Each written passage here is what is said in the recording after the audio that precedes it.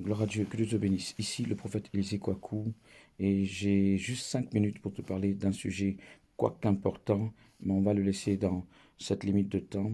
C'est de te parler de comment est-ce qu'on reçoit l'onction du Saint-Esprit. Voilà, ça sera court, ça sera assez liminaire. Il faut savoir qu'il y a 3 manières bibliques de recevoir l'onction. Et si tu veux susciter l'onction sur ta vie, l'onction du Saint-Esprit, la maintenir, vient de la combinaison de ces 3 choses. Euh, tu te trouveras mieux de faire ces 3 choses à la fois. On peut avoir l'onction par l'une ou par l'autre, mais remarque, si tu as la possibilité d'en avoir trois manières, autant les multiplier pour que l'onction soit suscitée plus rapidement sur ta vie et maintenue encore plus fortement. Parce que le plus que nous avons l'onction, le mieux nous pourrons faire l'œuvre du Seigneur. La première manière consiste en tout ce que nous avons comme acte individuel à faire, c'est-à-dire les questions de jeûne et de prière, de consécration personnelle. Je n'entrerai pas dans les détails de chaque voie, mais je vous en donne les grandes clés. Tout ce que nous faisons donc individuellement.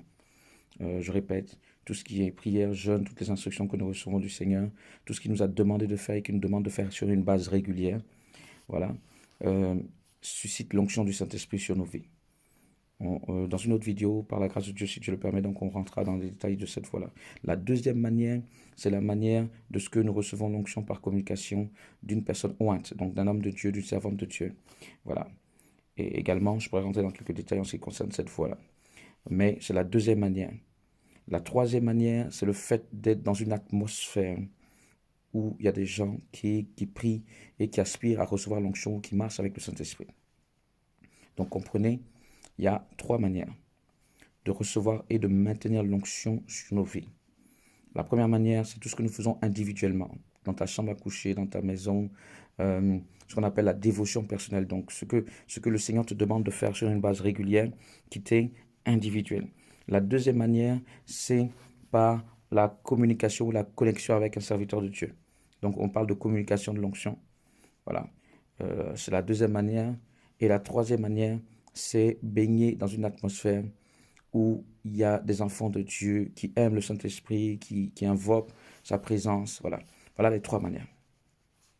Maintenant, bon, pour la troisième manière, en ce qui concerne la dynamique, nous avons une opportunité ainsi. Ça s'appelle le foyer de réveil, où nous avons l'opportunité donc d'être avec des enfants de Dieu.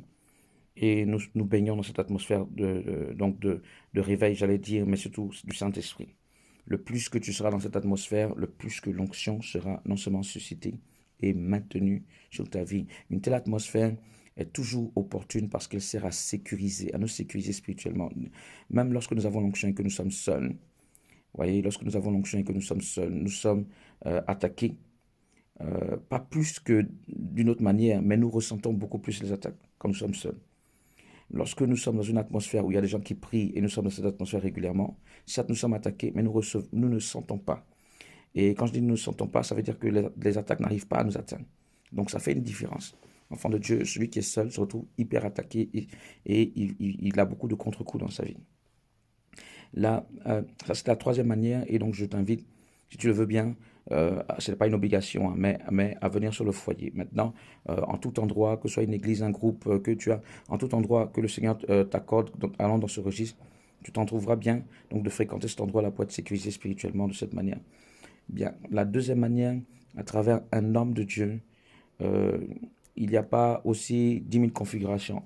Par rapport à un homme de Dieu, je ne sais pas si j'aurai le temps de développer cela, je pense que non. Donc je vais en parler dans une autre vidéo. Comment est-ce qu'on se connecte à une onction qui est sur un serviteur de Dieu?